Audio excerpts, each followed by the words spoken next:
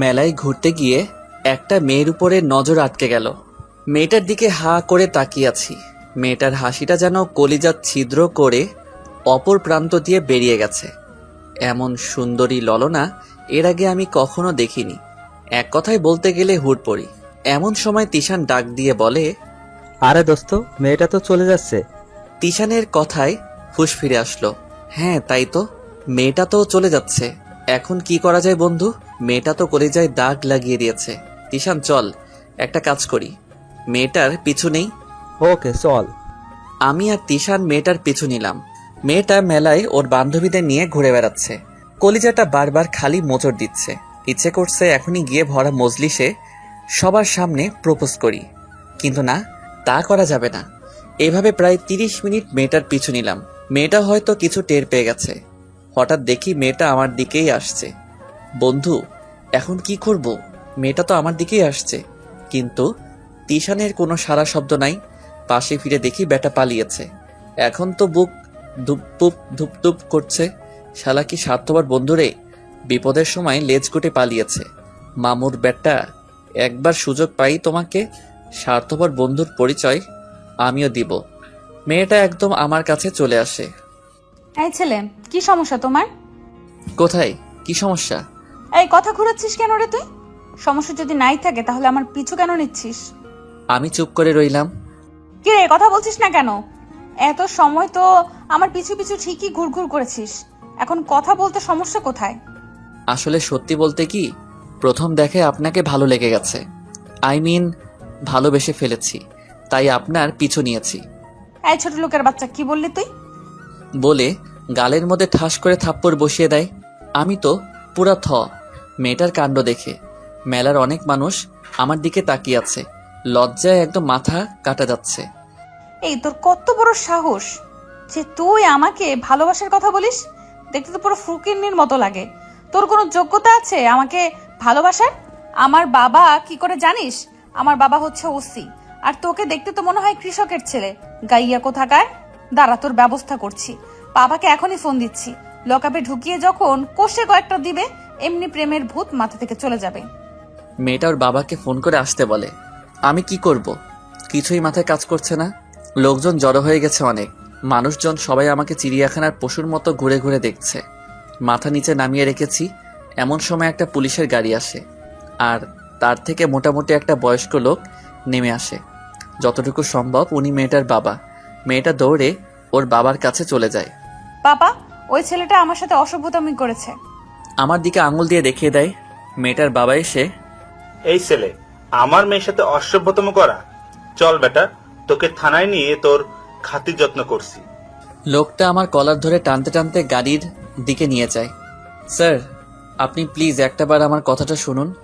আমি কিচ্ছু করিনি, আমি জাস্ট উনার পিছু নিয়েছিলাম। প্লিজ স্যার, আমি ছেড়ে দিন। এই ছেলে, তোর সাহস তো কম না? আমার মুখের উপর কথা বলিস? না, তোকে এভাবে হবে না। লাথি খাওয়া মানুষ কখনো কথায় শুধরাবে না। এই সেলিম, গাড়ি থেকে মোটা রোলারটা নিয়ে আয় তো। স্যারের কথা মতো সে মোটা রোলারটা নিয়ে এসে স্যারের হাতে দিল।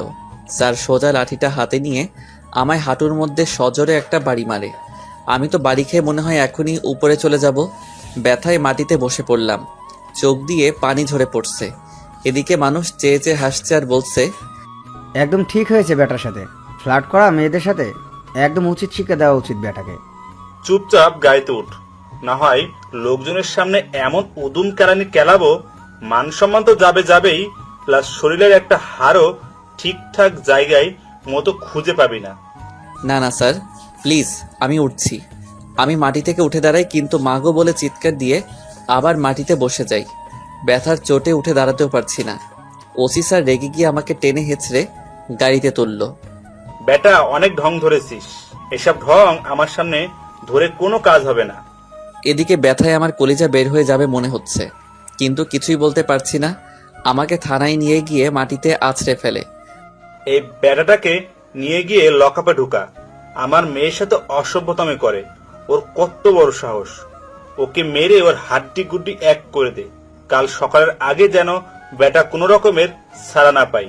সকালে আমি এসে যেন দেখি বেটা আধমরা হয়ে আছে, না হয় কিন্তু তোদের কপালেও শনি আছে। স্যার, আপনি টেনশন নিবেন না, ওর মাথা থেকে সব 2 নাম্বারের চিন্তা একদম বের করে ফেলে দিব।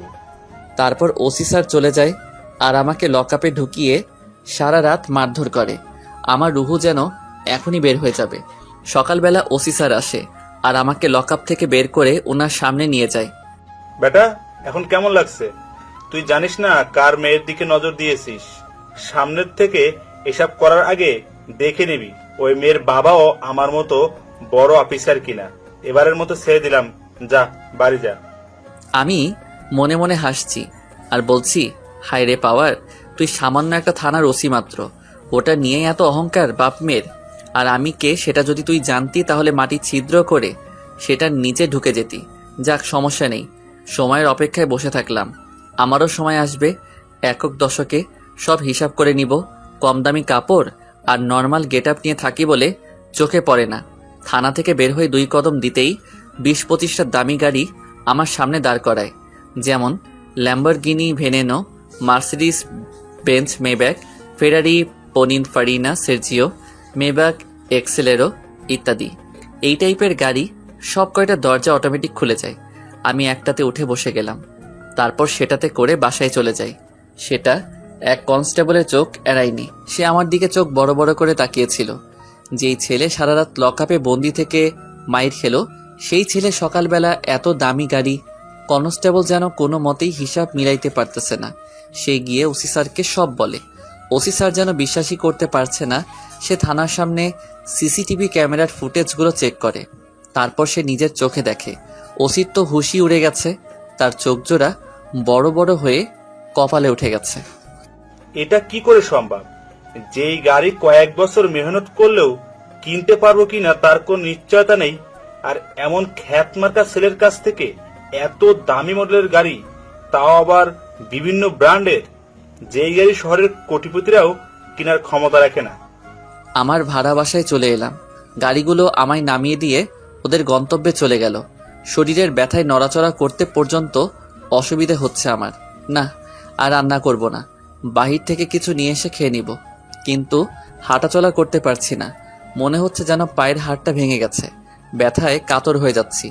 না পারতে ডক্টরের কাছে গেলাম। উনি আমার পা দেখেই বলে দিল পায়ের ভিতরের হাড় ভেঙে একটার উপরে একটা উঠে গিয়েছে। উনি রাতারাতি প্লাস্টার করে দিল। পরের দিন সকালবেলা উঠে ফ্রেশ হয়ে নিলাম। সারা রাত পায়ের ব্যথায় ঘুম হয়নি। কিন্তু যত যাই হোক, আমার ক্লাসে যেতে হবে, কারণ কিছুদিন পর আমার পরীক্ষা। এখন ঠিকঠাক মতো ক্লাস না করলে পরীক্ষায় আন্ডা পাবো। তাই খুঁড়িয়ে খুঁড়িয়ে ক্লাসের দিকে রওনা দিলাম। মেইন রোডে উঠে রিক্সা নিয়ে কলেজের দিকে রওনা হয়েছি। ও হ্যাঁ, আপনাদের তো বলাই হয়নি আমার পরিচয়। আমার নাম আকাশ, সে তো সবাই জানেন। বাবা মা ভাই বোন তাদের পরিচয় গল্পের সাথে থাকলে পেয়ে যাবেন। আর আমি পড়ি হচ্ছে অনার্স ফার্স্ট ইয়ারে। এবার গল্পে আসা যাক। কোনোভাবে গিয়ে কলেজে পৌঁছালাম। পায়ে ব্যান্ডেজ প্লাস পরনে কোনো ভালো জামা কাপড়ও নেই। সবাই আমাকে দেখে হাসছে, কেউ কেউ তো টিটকারি করছে। ওই যে দেখ, কলেজের নাম্বার 1 খ্যাতটা যাচ্ছে। কি আর করব, লজ্জায় মাথা নামিয়ে হাঁটা দিলাম। মাথা নিচু করে হাঁটছি, হঠাৎ কারো সাথে ধাক্কা খেয়ে মাটিতে পড়ে গেলাম। ব্যথায় মা গো বলে ষাঁড়ের মতো চেঁচিয়ে উঠলাম। ব্যথার উপরে ব্যথা পেয়েছি, রুহু যেন এখনই বের হয়ে যাবে। কিন্তু সবকিছু ফেলে কার সাথে ধাক্কা লাগলো সেটা দেখার জন্য মাথা উপরে তুলতেই দেখি কালকের মেয়েটা, যে আমার রাতের ঘুম হারাম করে দিয়েছে।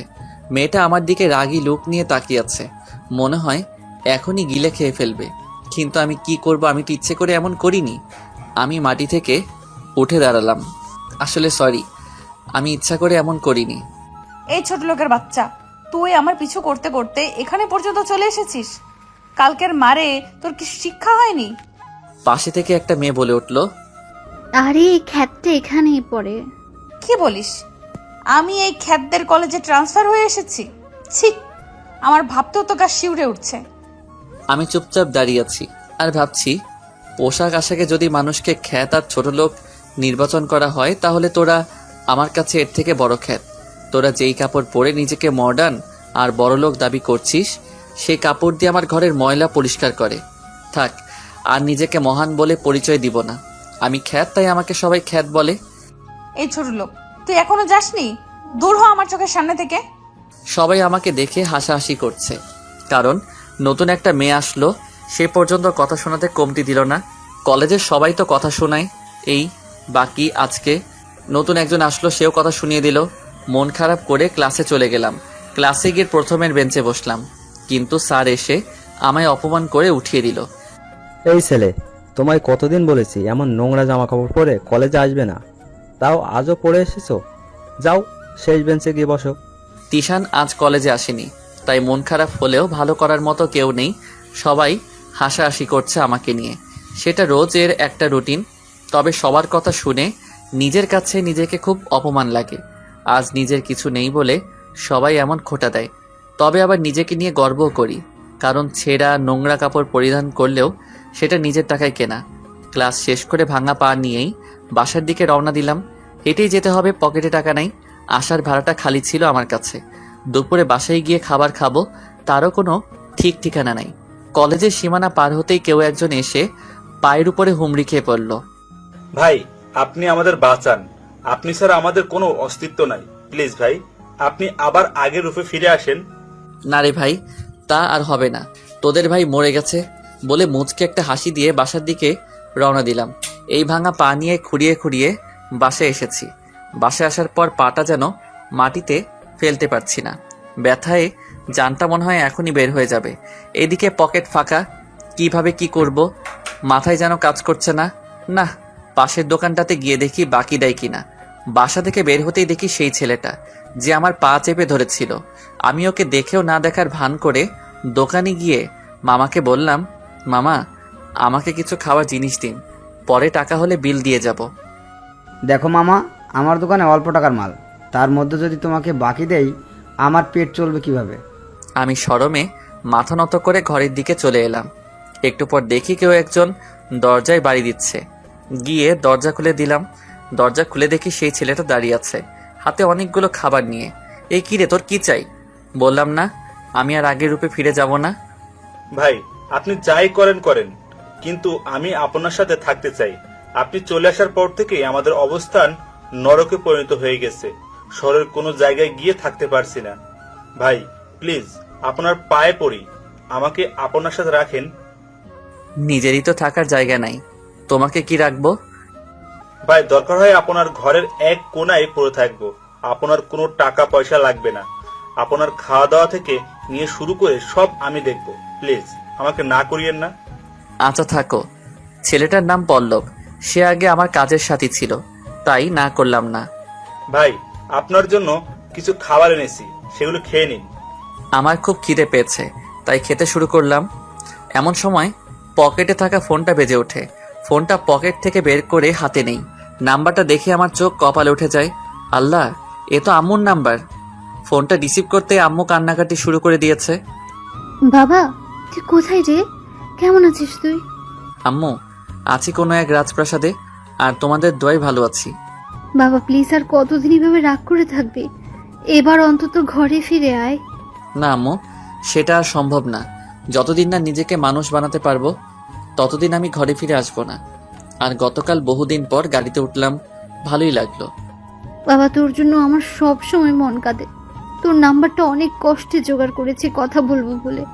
তোর বাবাও রোজ তোর জন্য কান্না করে আর আফসোস করে যে ওদিন ওর গায়ে হাত না তুললে হয়তো সে আজ বাড়িতে থাকতো। এ বাবা, ফিরে আয় না ঘরে। আম্মু প্লিজ এভাবে বলো না। তোমার ছেলে কোনোদিনই মানুষ হবে না ওই রাজপ্রাসাদে থাকলে। আজ যখন পথে নেমে এসেছে দুনিয়ার বাস্তবতার সাথে মোকাবেলা করার জন্য, তখনই বুঝে আসছে দুনিয়াদারি এতটা সোজা না। নিজেকে তৈরি করার জন্য ঘর থেকে বের হয়েছি। নিজেকে মানুষের মতো মানুষ না বানিয়ে কোনোদিন ঘরে ফিরবো না। ভালো থেকো মা বলে ফোনটা কেটে দিলাম, কারণ আর একটু কথা বললে হয়তো চোখের পানি বৃষ্টির জলে পরিণত হবে। খেয়ে দিয়ে একটু বিশ্রাম করে বিকালবেলা পল্লবকে সাথে নিয়ে একটু বাহির থেকে হেঁটে এসে পরে পড়তে বসি, কারণ কিছুদিন পর আমার পরীক্ষা আসতে চলেছে। এখন না পড়লে পিছিয়ে যাব। রাত 12টার দিকে পড়া শেষ করে ঘুমিয়ে পড়ি। সকালে উঠে যথাযথ সময়ে কলেজে চলে যাই। আজ পল্লব রিক্সা ভাড়া দিয়ে দিয়েছে। ছেলেটার কথা যে কি বলবো, পাগলের মতো ভালোবাসে সে আমায়। আমার জন্য মরে যেতেও প্রস্তুত সে। কলেজে গিয়ে শুনি আজ নাকি ক্লাস হবে না, তাই বাহিরে একটা গাছের নিচে বসে আছি। সবাই আমাকে নিয়ে হাসি তামাশা করছে। কেউ কেউ বলছে ওই যে কলেজের পাগলটা গাছতলায় বসে আছে। অনেক মন খারাপ হয় ওদের কথা শুনলে।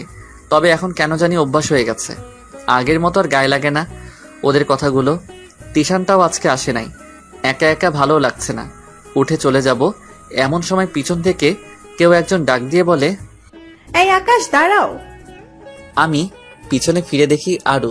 মেয়েটা আমাদের সাথেই পড়ে, আমাদের ক্লাসমেট। দেখতে মাশাআল্লাহ অনেক সুন্দর, মন মানসিকতাও অনেক ভালো।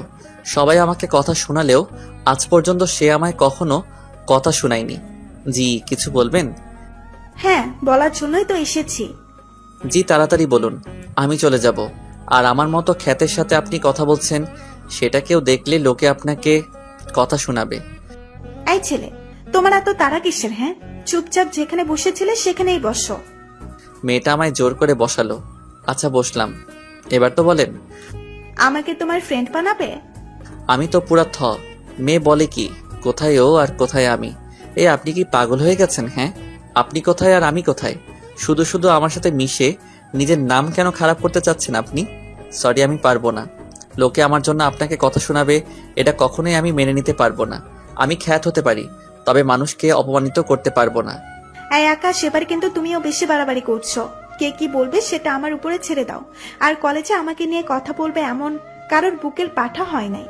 হাত বাড়িয়ে রেখেছি, বন্ধু বানিয়ে নাও। আমার কাছে কল্পনা মনে হচ্ছে। আচ্ছা যান, আজ থেকে আমরা বন্ধু। তাহলে এখন থেকে আপনি নয়, তুমি বলবে। আচ্ছা ঠিক আছে। আরও গিয়ে 10 টাকার বাদাম কিনে নিয়ে এসেছে। দুজনে বসে বসে সেগুলো চিবোচ্ছি আর গল্প করছি। আমাদের মধ্যে বেশ ভালো একটা ভাব জমে গেছে। আমি লক্ষ্য করে দূর থেকে একটা লেডি গ্যাং এদিকে আসছে। সেখানে অহংকারী মেয়েটাও আছে। আমি নিজেকে আড়াল করে ফেলি, কারণ ওর জন্য এখন আরুকে ওরা কথা শোনাবে। আরু ওদের কাউকে দেখতে পাইনি, কারণ সে আমার উল্টো দিকে বসেছে। সে বকবক করেই যাচ্ছে। এদিকে আমার বুক ধুপধুপ করছে। মিম নামের একটা মেয়ে আছে, আমাদের ক্লাসে পড়ে। সে অহংকারী মেয়েটাকে বলে, হ্যাঁ না, ওই যে দেখ, খ্যাতটা আজকে আবার বান্ধবীও বানিয়ে নিয়েছে। হ্যাঁ চল, ওদের মজা নিয়ে আসি। ও তার মানে মেয়েটার নাম হেনা। কিন্তু আমার ভয়ের মাত্রাটা আরো বেড়ে গিয়েছে। এখন সবাই মিলে আমাকে অপমান করবে। হেনা আমার কাছে গিয়ে, কি রে খ্যাত, আজকে দেখছি আবার বন্ধুও পাতিয়ে নিয়েছিস। সেও কি তোর মতো খ্যাত নাকি? বলে হাসতে শুরু করে। হেনার কথা শুনে সবাই হাসাহাসি করছে। তখনই আরু পিছন দিক থেকে ঘাড় ঘুরে তাকায়। সবাই তো অবাক আরুকে দেখে। সবার মুখের বুলি বন্ধ হয়ে গেছে, কারণ আরু এত কোটিপতি হওয়া সত্ত্বেও এমন একটা খ্যাতের সাথে বসে গল্প করছে। কোথায় আকাশ নামক খ্যাতটা আর কোথায় আরু? কেউ হিসাব মিলাতে পারছে না। তবে সবার মুখের বুলি বন্ধ হয়ে গেছে, কারণ আরুকে কেউ কিছু বলে পারবে না, সেটা যত বড় বাপের ব্যাটাই হোক না কেন। তবে হেনা বলা বন্ধ করে নাই। সে আকাশের মজা উড়াচ্ছে। হেনা নতুন, তাই সে আরুকে চিনে না। এই মেয়ে, আর একবার যদি আকাশকে নিয়ে কিছু বলেছ, অবস্থা খারাপ করে ছেড়ে দিব। তুমি যত বড় বাপের বেটিই হও না কেন, আমি কাউকে পরোয়া করি না। সে তোমার বাপের টাকাই খায় না, তোমার বাপের টাকাই পড়ে যে তুমি ওকে কথা শোনাচ্ছ। হেনা আরুর কথা শুনে রেগে লাল হয়ে গেছে। এই মেয়ে, তোমার কেন এত গায়ে লাগছে? আমার বলা, আমি বলছি। তোমার এত কিসের সমস্যা? আমার অনেক সমস্যা, কারণ সে আমার বন্ধু। সো মুখ সামলে কথা বলো। আমি তো আরুর কথা শুনে হা হয়ে আছি। দেখা যাবে এই ফকিরনিটার সাথে কয়দিন বন্ধুত্ব থাকে। আর শোন ছোট লোক, তোকে আমি দেখে ছাড়বো। দেখে নিয়েছো, এখন ভাগো। হেনার আগে ফসফস করতে করতে সেখান থেকে চলে যায়। আমি হা হয়ে আরুর দিকে তাকিয়ে আছি। কেমন দিলাম? কি বলবে ভাষা খুঁজে পাচ্ছে না সে। Thank you. আরে বন্ধু বান্ধবের মাঝে নো থ্যাঙ্কস, নো সরি। তুমি সত্যি অনেক ভালো একটা মেয়ে আরু। দুজনে অনেকটা সময় আড্ডা দিয়ে বাসায় চলে এলাম। আমার আজ খুব খুশি লাগছে, একটা ভালো বান্ধবী পেয়েছি, আর তার উপরে নাম্বারও দিয়ে দিয়েছে। বাসায় এসে দেখি পল্লব খাওয়া দাওয়া সব রেডি করে ফেলেছে। যাক ভালো হয়েছে, আর রান্না করতে হবে না। তারপর আমি কাপড় চোপড় নিয়ে ফ্রেশ হতে যাব। ঠিক সেই সময় ফোনটা আবার বাজা শুরু করে। আমি কাপড়গুলো ওয়াশরুমে রেখে এসে ফোনটা রিসিভ করি। হ্যালো, কে বলছেন? আমি বাইজিৎ, থানা দারোগা বলছি। আপনি কি আকাশ মাহমুদ? হ্যাঁ হব একজন। কি দরকারে ফোন দিয়েছেন সেটা বলেন। আপনার ছোট ভাই মুন্না এখন জেলে বন্দি। তাকে শহরের ছেলেদের সাথে গ্যাঞ্জাম করার সময় আটক করেছি। ওকে অনেক মারধর করে ছেলেপেলেরা, তাই তাকে বাঁচিয়ে এনে থানায় আটক করে রেখেছি। আর থানার মধ্যে ওর ট্রিটমেন্ট চলছে। আমার তো মাথা 100তে 100 গরম হয়ে গেছে। আমার কলিজার ছোট ভাইকে কে মেরেছে? কার এত বড় সাহস? না, আমাকে আগের রূপে ফিরে যেতে হবে। এই বেশভূষা ছেড়ে আবার আগের ক্যারেক্টারে খুঁজে যাব। আর অনেক মানুষকে অনেক কিছু দেখানোর বাকি আছে। আকাশ মাহমুদ কি সেটা এখনো কেউ জানে না। আমি উপর থেকে দেখতে খ্যাত হলেও ভিতর থেকে পুরো আগুনের গোলা। আমি রানাকে ফোন করে, রানা তুই কোথায় রে? রানা হচ্ছে শহরের নামকরা মাস্তান। এই যে ভাই একটা গ্যাঞ্জামে আসছি। ভাই সমস্যা নাই, বলেন। মুন্নাকে নাকি গত রাতে কারা মেরেছে? ভাই আসলে কি যে বলবো, শহরে কিছু ছেলেপেলেরা মিলে একটা দল পাকাইছে আর এক্স নামের। ওদের সাথে ঝামেলা হয়েছে নাকি ওর? তোরা থাকতে কিভাবে ওকে মারলো? আমি না হয় নাই, কিন্তু তোরা কোন মরা মানুষের লোম ছিঁড়তেছিস? ভাই প্লিজ আপনি রাখবেন না, আমি দেখছি মুন্নার কি হয়েছে। আর ওদের 12টা বাজাচ্ছি আমি, আপনি নিশ্চিন্তে থাকুন। ওকে ফোন রাখলাম বলে ফোনটা রেখে দিলাম। মেজাজ পুরো মাথায় উঠে আছে। আমার অবর্তমানে আমার ছোট ভাইদেরকে মেরে যায় এত বড় সাহস? না, নিজের রূপ পরিবর্তন করতে হবে, না হয় কেউ ভালো থাকতে দিবে না। কিন্তু পরক্ষণে মনে পড়ে আমি কেন ঘর ছেড়েছি, ঘর ছাড়ার উদ্দেশ্য কি? আমি যদি আবার এগুলোর মধ্যে নিজেকে জড়াই তাহলে আমার এই ত্যাগ বৃথা যাবে। না, দুনিয়াদারি যেই দিকে যাবে যাক, আমাকে মানুষের মতো মানুষ হতে হবে। তারপর আমি ফ্রেশ হতে চলে গেলাম। ফ্রেশ হয়ে এসে খাবার খেয়ে একটু বিশ্রাম নেওয়ার প্রিপারেশন নেই, তখনই আরু ফোন করে। এই আকাশ, কি করো? খাবার খেয়েছো? হ্যাঁ, এই তো খেয়ে দিয়ে মাত্র শুতে যাব। এই, ডিস্টার্ব করলাম না তো? আরে পাগল, কি বলছো এগুলা? ডিস্টার্ব কেন হতে যাব? আচ্ছা বলো, তুমি খেয়েছো? হ্যাঁ খেয়েছি, আর অনেক আগে। আচ্ছা শোনো, তোমায় যেই জন্য ফোন করেছি, আজ বিকেলে একটু ঘুরতে বের হব, রেডি থেকো। আমার পা তো ভালো না, কি করে ঘুরবো? আরে আমি আছি না, আমি তোমায় ধরে থাকবো, আর দুজনে মিলে অনেক ঘুরবো। আচ্ছা ঠিক আছে, এবার একটু বিশ্রাম নেই তাহলে। ওকে, টাটা। বলে লাইন কেটে দিলাম। কিন্তু আমার একটা জিনিস মাথায় কাজ করছে না, হঠাৎ আরও কেন আমার সাথে এত ঘনিষ্ঠ হতে চাচ্ছে? এর পিছনে কি কোনো কারণ আছে? ধুর, যাই হবে হোক, এত মতলব খুঁজে লাভ নেই। ফোন রেখে দিয়ে একটু বিশ্রাম নেওয়ার চেষ্টা করলাম। বিকেলবেলা আরুর ফোন পেয়ে ঘুম ভাঙলো। এই তুমি কোথায়? রেডি হয়েছ? না, এখন মাত্র ঘুম থেকে উঠলাম, তোমার ফোন পেয়ে। আচ্ছা আমি গাড়ি নিয়ে আসছি তোমার বাসার সামনে, এই সময়ের মধ্যে তুমি রেডি হয়ে নাও।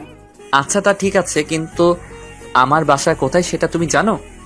হ্যাঁ জানি, আমি অনেক আগ থেকেই জানি তুমি কোথায় থাকো। আরুর কথা শুনে আমার টনক নড়ে উঠল। এই মেয়ের অন্য কোনো মতলব নাই তো? তোর কি ভাবছি আমি ওর নামে উল্টাপাল্টা? আচ্ছা ঠিকানা জানলে চলে এসো, আমি ফ্রেশ হচ্ছি। আমি উঠে ফ্রেশ হয়ে নেই, পরে একটা শার্ট বের করে গায়ে দেই, পুরাতন শার্ট। আল্লাহ জানে আরু কি মনে করবে, কিন্তু কি করব, আমার তো আর শার্ট নেই। দুইটাই শার্ট, একটা কলেজের আর একটা বাসার। একটু পর আরু বাসার নিচে এসে হর্ন বাজালো। আচ্ছা পল্লব, তুই একটু থাক, আমি বাইরে যাচ্ছি, আমার আসতে হয়তো একটু সময় লাগবে। আচ্ছা ভাই, সমস্যা নাই। তারপর বাসা থেকে নিচে নেমে পরে আরুর গাড়ি করে দুজনে মিলে ঘুরতে বের হলাম। আচ্ছা আরু, আমরা কোথায় যাচ্ছি? শুরুতে আমরা পার্কে ঘুরবো, পরে দুজনে রেস্টুরেন্টে খাবো, পরে মলে যাব। আমার কাছে তো টাকা নেই। আরু চোখ গরম করে আমার দিকে তাকালো। এই কি হয়েছে, এইভাবে চোখ বড় বড় করে তাকিয়ে আছো কেন? এই ছেলে, সমস্যা কি? হ্যাঁ, তোমার কাছে টাকা আছে কি নাই সেটা তোমাকে একবারও জিজ্ঞেস করেছি? আর তোমার টাকাতে আমার কাজ কি? তোমায় আমি ঘুরতে এনেছি, সমস্ত খরচ আমার। কথা কম বলবে একদম। এই এত রেগে যাচ্ছ কেন? রাখবো না তো কি করব? তুমি সবসময় নিজেকে এত ছোট করে দেখো কেন? হ্যাঁ, আমি চুপ হয়ে গেলাম। নেক্সট টাইম এসব কথা শুনলে হবে খালি মুখ থেকে। আমি মনে মনে, বাবা গো কি রাগ। এই নামো, পার্কে এসে পড়েছি। তারপর আমরা দুজনে গাড়ি থেকে নেমে পার্কের ভিতরে ঢুকলাম। সবাই আমার দিকে ঘুরে ঘুরে তাকাচ্ছে। ফার্স্টে বুঝতে না পারলেও পরে ঠিকই বুঝে নিয়েছি মানুষ কেন বারবার আমার দিকে ঘুরে ঘুরে তাকাচ্ছে। কারণ আমাকে দেখতে একদম পুরো খ্যাত লাগছে, আর আরুকে হুড়পড়ির মতো। কিন্তু আরুর সেই দিকে কোনো ভ্রুক্ষেপই নাই। আমার পোশাক আশাক নিয়ে যেন তার কোনো মাথা ব্যথাই নাই। বাকি মানুষ আমাকে নিয়ে নানান মন্তব্য করে চলেছে। এই চলো ওই দিকটায় গিয়ে বসি। তারপর আমরা দুজনে গিয়ে ওই পাশে একটা খালি জায়গা ছিল, সেখানে গিয়ে বসলাম। দুজনে বসে বসে গল্প করছি, বেশ অনেকটা সময় গল্প করলাম। এই চলো, অনেকটা সময় হয়ে গিয়েছে, এবার কিছু খাবো। আরু আমাকে একটা রেস্টুরেন্টে নিয়ে গেল। এই কি খাবে? তোমার যা ভালো লাগে অর্ডার করো। আরু তার নিজের পছন্দ মতো অর্ডার করলো খাওয়া দাওয়া করে। এই চলো। এখন আবার কোথায় যাবে? মলে যাব, আমার কিছু কেনাকাটা করতে হবে। আচ্ছা চলো। আরও গাড়ি স্টার্ট করে শপিং মলের সামনে গিয়ে থামলো। পরে দুজনেই মলে ঢুকলাম। মলের ভিতরে এসি লাগানো, ঠান্ডায় মাইগ্রেনের সমস্যা করছে, হাত পাও ঠান্ডা হয়ে আসছে আমার। আমার না খুব সমস্যা হচ্ছে, এসির বাতাসে মাইগ্রেনের সমস্যা করতেছে। আচ্ছা দাঁড়াও, আরও ব্যাগ থেকে একটা চাদর বের করে দিয়ে বলল। এই নাও, এটা মুখে পেঁচিয়ে নাও। আমি আরও চাদরটা নিয়ে নাকে মুখে পেঁচিয়ে নিলাম। এবার একটু বেটার ফিল হচ্ছে। আরও আমাকে নিয়ে একটা দোকানে ঢুকলো। আঙ্কেল, ভালো কোয়ালিটির কয়েকটা প্যান্ট দেখান তো। মামনি, কার জন্য দেখাবো? সাইজটা একটু বলো। আরও আমাকে দেখিয়ে দিয়ে ওর সাইজের লাগবে। আমি আরুর কথা শুনে অবাক হয়ে গেলাম। আরু, তুমি কি করছো? আমার জন্য প্যান্ট কিনছো কেন? আরু চোখ রাঙিয়ে আমার দিকে তাকালো। এই ছেলে, বেশি কথা বলতেছো মনে হয়। অবস্থা কিন্তু খারাপ করে ছেড়ে দিব আমার মুখের উপরে কথা বললে। আরু আমার জন্য 2টা দামি প্যান্ট আর 2টা শার্ট কিনে বলল। এই নাও, এগুলো তোমার জন্য। কাল থেকে যদি কলেজে ওইসব পরে আসো খারাপ হবে। মানুষ তোমাকে কথা কেন শোনাবে? হ্যাঁ, আমি কি বলবো কিছু বুঝে উঠতে পারছি না, কারণ আরুকে আমি যত দেখছি ততই অবাক হচ্ছি। এই মেয়েটার মধ্যে কোনো দেমাগ বা হিংসা নাই, একদম সাধারণ একটা মেয়ে। গাড়ি দেখলেই বোঝা যায় বাপের অডেল সম্পত্তি, তাও অহংকার বলতে কি সেটা তার মধ্যে নাই। আচ্ছা চলো, অনেক সময় হয়েছে, এবার বাসার দিকে যাওয়া দরকার। হ্যাঁ ঠিক বলেছ, অনেকটা সময় হয়েছে, এবার যাওয়া দরকার। দুজনের লিফট দিয়ে নেমে শপিং মল থেকে বের হব। ঠিক সেই সময় কেউ একজন ইচ্ছা করে এসে আমার গায়ের সাথে ধাক্কা খেলো। আমাকে ধাক্কা দিয়ে সে নিজেই মাটিতে পড়ে গেছে। আমি লক্ষ্য করে দেখি হেনা। আমি তো অবাক, হেনার সাথে অনেকগুলো মেয়ে আছে, হয়তো শপিং করতে এসেছে। ধুর, যাই করুক তাতে আমার কি। হেনা তো চিৎকার চেঁচামেচি শুরু করে দিয়েছে।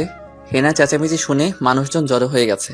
পাশে অনেকগুলো উশৃঙ্খল ছেলেপেলে দাঁড়িয়েছিল, ওরা দৌড়ে আসে। এই, এখানে কি হয়েছে? দেখেন না ভাইয়া, এই খ্যাত ছেলেটা আমাকে ইচ্ছা করে ধাক্কা মেরে মাটিতে ফেলে দিয়েছে বলে কান্না জুড়ে দেয়। আমার তো মাথায় কাজ করতেছে না, এই মেয়ে এইসব উল্টাপাল্টা কি বলতেছে। ছেলেগুলা বলল, এই পোলা, মেয়ে দেখলেই হুমড়ি খেয়ে পড়তে ইচ্ছা হয়। বলে আমাকে মারতে আসে। তখনই আরও ওদের পথ আটকালো। এই, আপনারা না জেনে কোনো কথা বলতে আসবেন না। দোষ আকাশের না, দোষ হচ্ছে ওই মেয়ের। সে নিজের ইচ্ছায় এসে ধাক্কা খেয়েছে। ভাই আপনারা বিশ্বাস করেন এই মেয়ে মিথ্যা বলছে। ওরা দুজন মিলে প্ল্যান করে আমাকে ধাক্কা দিয়ে ফেলে দিয়েছে। ছেলেগুলো আরুকে ধাক্কা দিয়ে সরিয়ে দিয়ে আমার গালের মধ্যে কষে একটা থাপ্পড় লাগিয়ে দেয়। হেনা তো মনে মনে খুশি। বেটা খচ্চর, কালকে শোধ তুলে নিতাম। এই, তুই মুখের থেকে চাদরটা সরা, তোর ভিডিও করে নেটে ছেড়ে দিব। আমি চুপচাপ দাঁড়িয়ে আছি। এই, তোরে একবার বলছি যে কথা কানে যায় না, না আরো কয়েকটা দিব। বলে আমার কলার টেনে ধরে আমি গলা থেকে চাদরের প্যাঁচটা খুলে মুখ থেকে চাদরটা সরাই। ছেলেটা আমাকে দেখে ওর চোখ বড় বড় হয়ে যায়। ভয়ে ওর গা কাঁপা শুরু করে দিয়েছে। ছেলেটার সাথে বাকি যারা ছিল সবাই আমাকে দেখে ভয়ে দৌড়ে পালিয়ে যায়। ছেলেটা আমার কলার ছেড়ে দিয়ে ওর পায়ের উপরে হুমড়ি খেয়ে পড়ে। ভাই, আমাকে মাফ করে দেন। ছেলেটা ভয়ে আমার পা ধরে হাউমাউ করে কান্না করে দেয়। সবাই তো অবাক, সবাই মিলে আমাকে মারতে এসে আমাকে দেখে সবাই পালিয়ে গেল। বিশেষ করে হেনা তো বিশ্বাসই করতে পারছে না যারা আমাকে মারতে আসলো তারাই আমার পায়ে ধরে মাপ চাচ্ছে। কি হচ্ছে এইসব? এই খ্যাত ছেলেটার পায়ে ধরে কেন মাফ চাচ্ছে ওরা? থুর, মাথায় কাজ করছে না। এদিকে ছেলেটা আমার পা ধরে পড়ে আছে। ভাই, আপনার পায়ে ধরে মিনতি করছি। ভাই, আমার ভুল হয়ে গেছে, আমাকে মাফ করে দেন। এই পা ছেড়ে উঠে দাঁড়াও। ভাই, আপনি আমায় মাফ না করলে আমি আপনার পা কখনোই ছাড়বো না। এই তোকে উঠে দাঁড়াতে বলেছি না? বলে গরম হয়ে গেলাম। আর ওর মাথায় যেন কিছুই কাজ করছে না। যেখানে সবাই ওকে অপমান করে সেখানে এই ছেলে তার পায়ে ধরে মাপ চাচ্ছে। মাথা ঠিক আছে নাকি এই ছেলের আল্লাহ জানে। কিন্তু বাকি ছেলেগুলো পালিয়ে গেল কেন? একজনের মাথা খারাপ করে নেওয়া যায়, কিন্তু বাকি যারা ছিল ওরা কেন পালিয়ে গেল? আর ওর কোনোভাবেই হিসাব মিলছে না।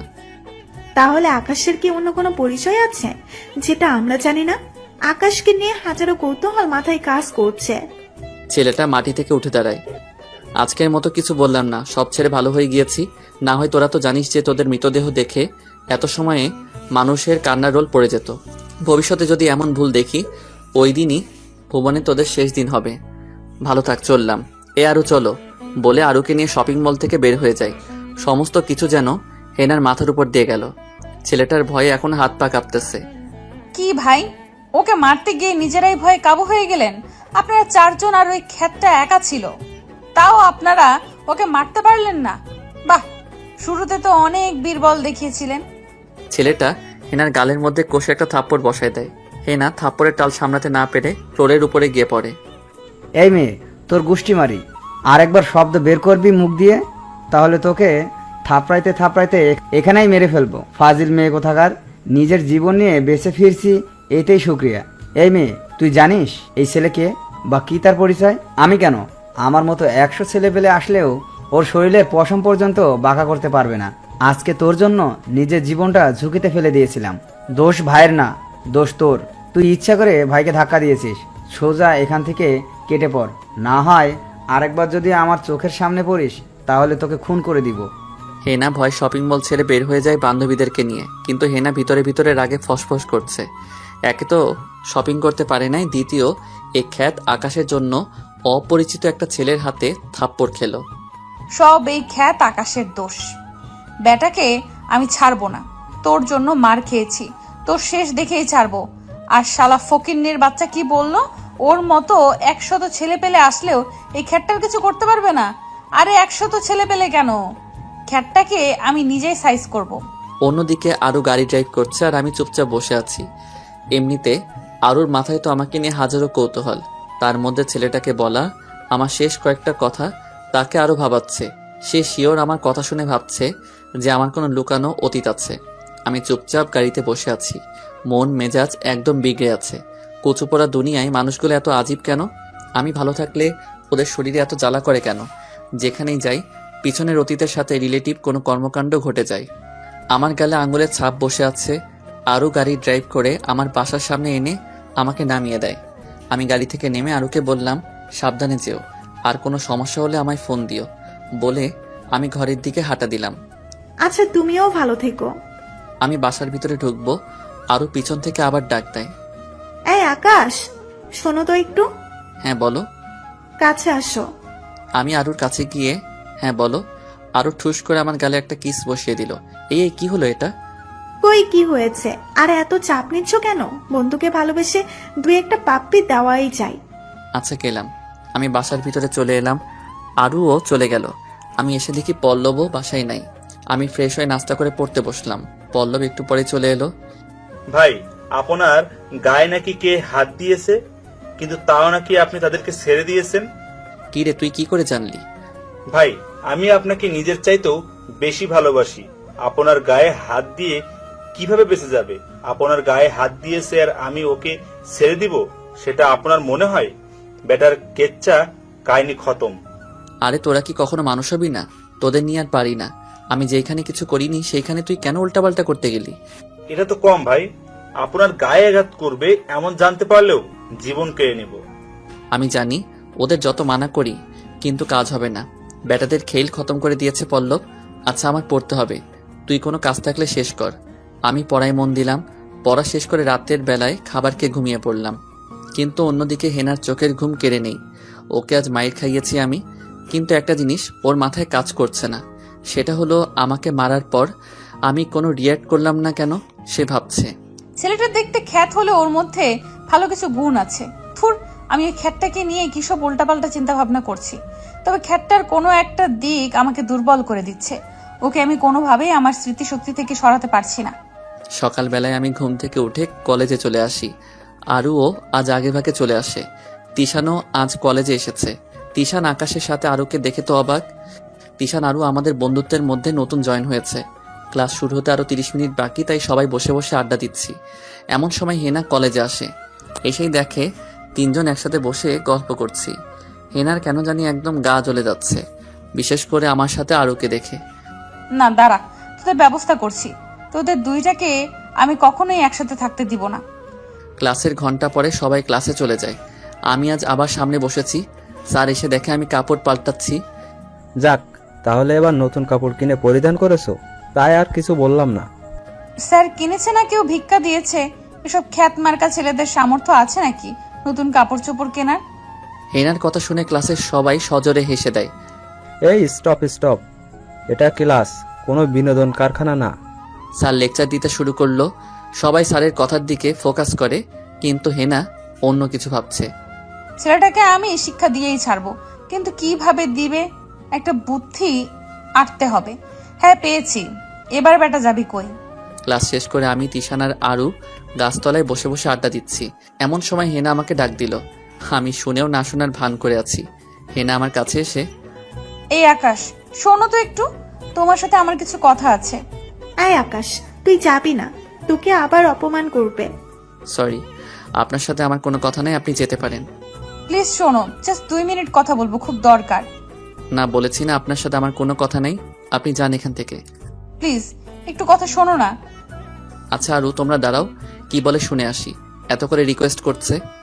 আমি শিওর আবার অপমান করবে। আরে অপমান করলে করুক, আমার সয়ে গেছে। তারপর আমি হেনার কাছে যাই। জি, কি জন্য ডেকেছেন এবার বলেন। আসলে আকাশ, সরি কালকের বিষয়টার জন্য। শুধু কালকে না, আগের সমস্ত খারাপ ব্যবহারের জন্য সরি। আরে আরে, কি করছেন? পাগল হয়ে গেছেন নাকি? আপনি কোথায় আর আমি কোথায়?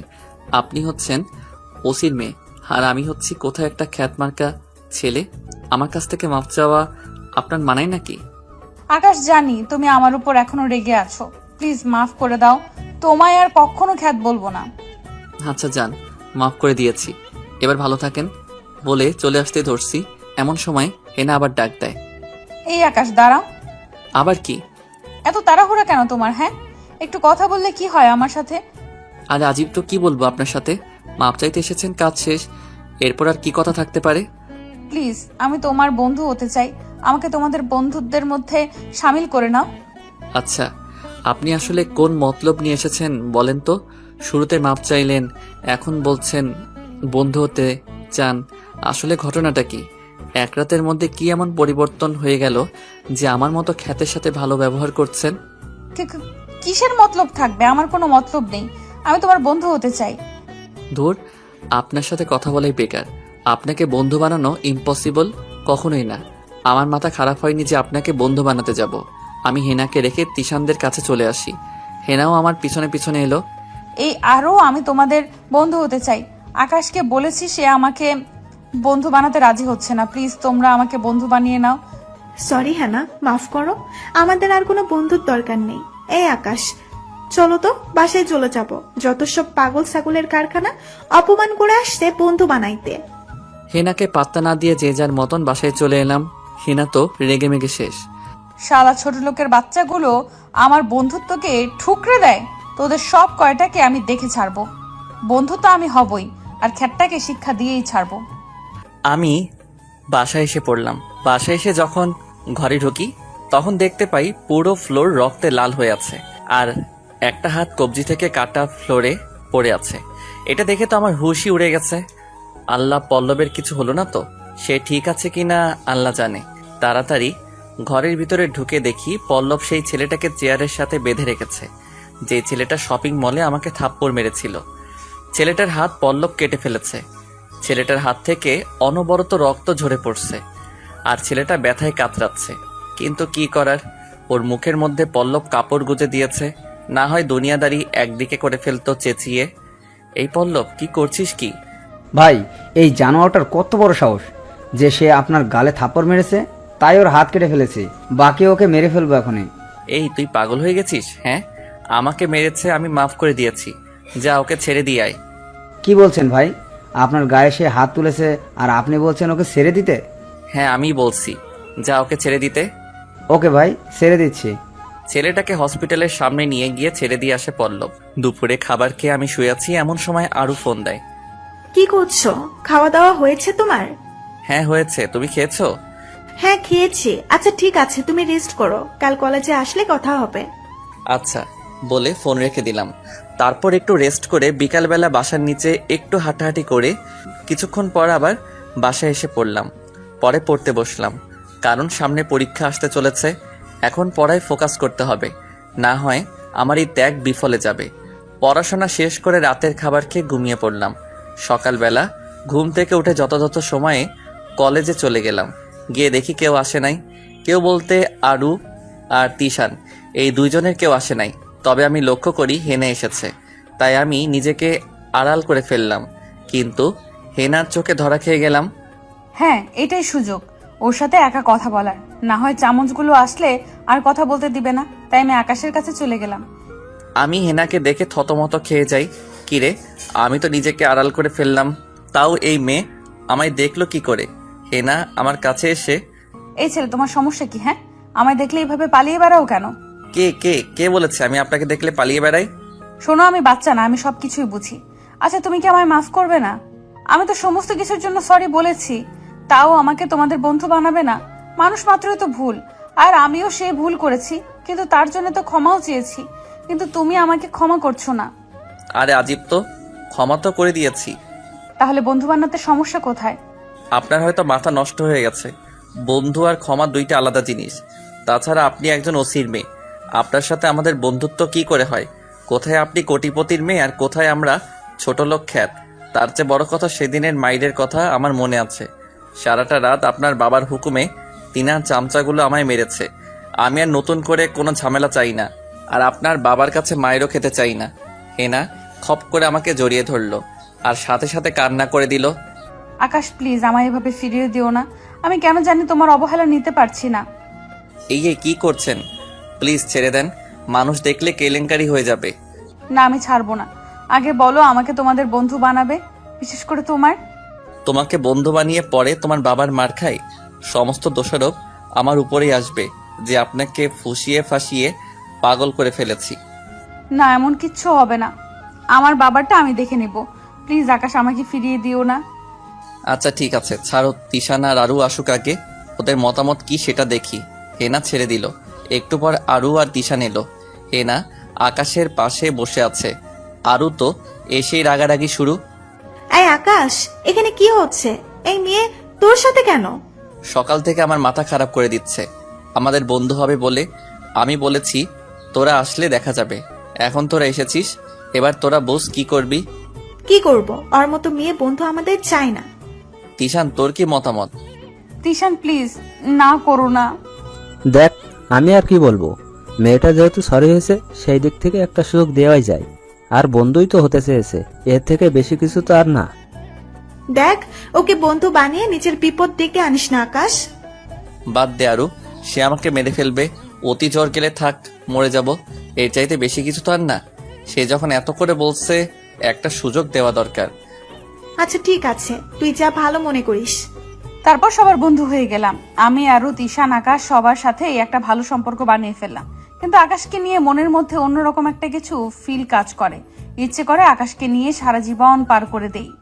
কলেজে এখন কোনো বেস্ট বন্ধু প্যানেল থাকলে সেটা আকাশদের।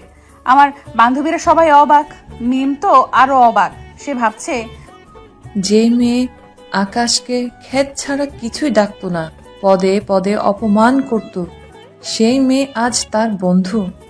আমি পুরোপুরি ভাবে বন্ধু প্যানেল পরিবর্তন করে ফেলেছি। আকাশ, তিশান, আরু এই তিনজন বাদে এখন আমার আর কোনো বন্ধু নাই। মিম, তারপর আরো বাকি যারা ছিল কারোর সাথে এই কথা বলি না। আমি কেমন যেন এক রকমের পাগল হয়ে গেছি আকাশের জন্য। আকাশ আমার মনের মধ্যে জায়গা করে ফেলেছে। এইভাবেই দিন কাটতে লাগলো। আমাদের চারজনের বন্ধুত্ব আরো গভীর হয়ে গেল। আমরা যাই করি চারজন একসাথে করি। আর কলেজে এখন যদি কেউ ভুল করেও আকাশকে কিছু বলে, যে খ্যাত বা ছোট লোক এই টাইপের কিছু, তাহলে আমি তার 12টা বাজিয়ে দেই। আমার মনেও হেনাকে নিয়ে কিছুটা ভালো লাগা কাজ করে, কিন্তু সমস্যা হচ্ছে আমি যদি ভালো লাগাটাকে বাস্তব রূপ দিতে চাই তাহলে আমাদের বন্ধুত্ব নষ্ট হবে। প্লাস হেনা উল্টোপাল্টা রিয়াক্ট করবে। না থাক, ভিতরেই থাক ভালো লাগা। আমি আমার ভালো লাগাকে নিজের ভিতরে দমিয়ে রাখলাম, কিন্তু হেনা আমার সাথে সবসময় লেগে থাকে। আমার ভালো মন্দ সবসময় খোঁজ খবর রাখে, খেয়েছি কিনা, নিজের যত্ন নিচ্ছে কিনা রোজ খেয়াল রাখে। আমিও সেম ভাবে হেনার কেয়ার করি। আমি হেনার আচরণ দেখে কিছু একটা ফিল করি যে হেনাও আমাকে সামথিং কিছু একটা। কিন্তু হেনা তো কখনো মুখ ফুটে বলবে না, কারণ সে মেয়ে, যা করার আমাকেই করতে হবে। তাই আমি একটা ফোন দিয়ে আটলাম। একদিন রাতের বেলা আমি অন্য একটা মেয়ে ফ্রেন্ডকে দিয়ে হেনাকে ফোন করাই। এই যে, আপনি কি হেনা বলছেন? জি, আমি হেনা, কিন্তু আপনি কে? আমি আকাশের গার্লফ্রেন্ড। কোন আকাশ? আর আপনার বন্ধু আকাশ আছে যে, ওর গার্লফ্রেন্ড। এই মেয়ে, তোর কি মাথার তারমার ছিঁড়ে গেছে নাকি? হ্যাঁ, তুই আকাশের গার্লফ্রেন্ড মানে? হেনার তো রাগ উঠে গেল। আরে আরে, আপনি এত রাগ করছেন কেন? আমার কথাটা তো শুনবেন আগে। এই মেয়ে, কি শুনবো? হ্যাঁ, কি শুনবো? তুই আমাকে ফোন কেন দিয়েছিস সেটা বল। আরে আপনি আগে একটু শান্ত হন প্লিজ, ধীরে ধীরে সব বলছি। দেখেন, আমি আজ থেকে নিয়ে বিগত 2 বছর আগের থেকে আকাশকে ভালোবাসি, কিন্তু আকাশ আমাকে ভালোবাসে না। ওকে অনেকবার প্রপোজ করেছি কিন্তু সে রাজি হয় না। কিন্তু ইদানিং কিছুদিন ধরে দেখছি আপনার সাথে আকাশ ঘোরাফেরা করে। প্লিজ আপনি আকাশের থেকে দূরে সরে যান। আমার আকাশকে চাই, আমি ওকে নিজের জীবন থেকেও বেশি ভালোবাসি। এই ফকিন্নির ঘরের ফকিন্নি, তুই শুধু 2 বছর কেন, তুই যদি 200 বছর আকাশের পেছনে ঘুরিস তাও সে তোকে ভালোবাসবে না, কারণ আমি তাকে ভালোবাসতে দিব না। সে খালি আমার, আমি ওকে ভালোবাসি। তুই কোথা থেকে আসছিস ফকিন্নি? একদম মেরে জলে ভাসিয়ে দেব। ওকে, আমিও দেখে নিব সে তোমাকে কিভাবে ভালোবাসে। বলে লাইন কেটে দেয়। অন্যদিকে আমি তো হাসতে হাসতে শেষ। আল্লাহ, কি কপাল মেয়ে বাবা। না, কালকে ওকে প্রপোজ করব। আচ্ছা, থ্যাংক ইউ রে দোস্ত, আমাকে সাহায্য করার জন্য। পরের দিন আমি কলেজে গিয়ে হেনার খোঁজ করতে থাকি, কিন্তু হেনাকে কোথাও খুঁজে পাই না।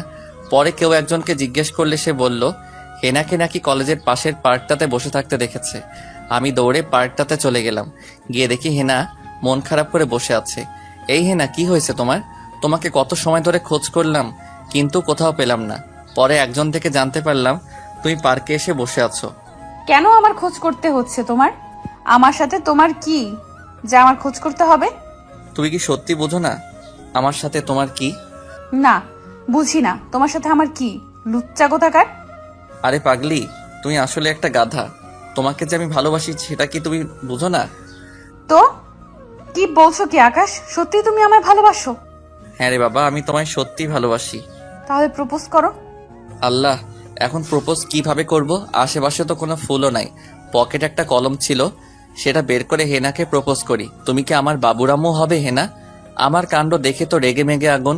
এই খাটাস পোলা, কলম দিয়ে জীবনেও কেউ প্রপোজ করতে দেখেছিস? কি করব গো, ফুল তো নাই। তাহলে আজকে করতে হবে না, কালকে ফুল নিয়ে এসে কলেজের সকলের সামনে জোর গলায় প্রপোজ করবে। কেন সকলের সামনে কেন? কারণ কেউ যাতে এরপর তোর পেছনে আর ঘুরঘুর না করে, তুই খালি আমার, সেটা যেন সবাই জানে। আর শোন, প্রপোজ করার পর জড়িয়ে ধরবি কিন্তু। আচ্ছা ঠিক আছে। আমি পরের দিন সকালবেলা ফ্রেশ হয়ে আরুর কিনে দেওয়া জামাটা পরে তারপর গোলাপ ফুলের একটা তোড়া নিয়ে কলেজে গেলাম। হেনা অনেক আগে এসে বসে আছে। এই এত সময় লাগে আসতে? হ্যাঁ, আরে একটু দেরি হয়ে গেছে। আচ্ছা সমস্যা নেই, এবার প্রপোজ করো। আমি একটু বড় গলায়, listen to all of you who are here, I am going to make a special announcement in front of you. অ্যালানটা হচ্ছে যে আমি হেনাকে ভালোবাসি। শুধু ভালোবাসি না, নিজের জীবনের চাইতেও বেশি ভালোবাসি। হেনা, তুমি কি দেবে আমায় একটা সুযোগ? তোমায় ভালোবাসার মতো কথা দিলাম। তোমার এই দুটো হাত কখনোই ছাড়বো না। হঠাৎ হেনা পা থেকে জুতাটা খুলে ঠাস করে জুতোর বাড়ি বসায় দেয় আমার গালে। আমি তো পুরো অবাক। কলেজের সবাই আমার দিকে হা করে তাকিয়ে আছে। কিরে ফকিনের বাচ্চা, তোর সাহস কি করে হয় আমাকে প্রপোজ করার?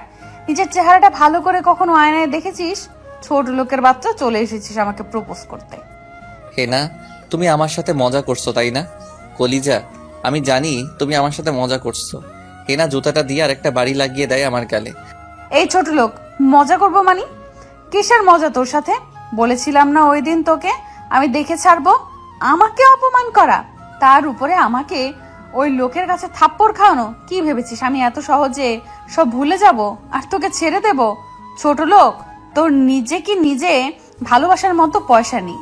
কি সব কম দামি জামা কাপড় পরিধান করেছিস আর চলে এসেছিস আমাকে ভালোবাসতে। খ্যাত গাইয়া কোথাকার। আমি মাটির দিকে চেয়ে আছি আর চোখ দিয়ে জল ঝরাচ্ছে। চোখের জলে যেন আশেপাশের মাটি ভিজে কাদা হয়ে গেছে। আমার বিশ্বাসই হচ্ছে না যে হেনা আমার সাথে এইরূপ আচরণ করেছে। কি দোষ ছিল আমার? জাস্ট সামান্য একটু বন্ধুর থেকে কথা শুনেছি আর নিজের দোষে নিজে মার খেয়েছি, এই জন্য এত ক্ষোভ আমার উপরে। কিন্তু সে যে আমায় বিনা দোষে সারা রাত মাইর খাইয়েছে, সারা রাত নন স্টপ 2টা মানুষ আমায় মেরেছে, সেটা কি কিছুই না? চোখের পানি যেন বৃষ্টির পানিতে পরিণত হয়ে গেছে।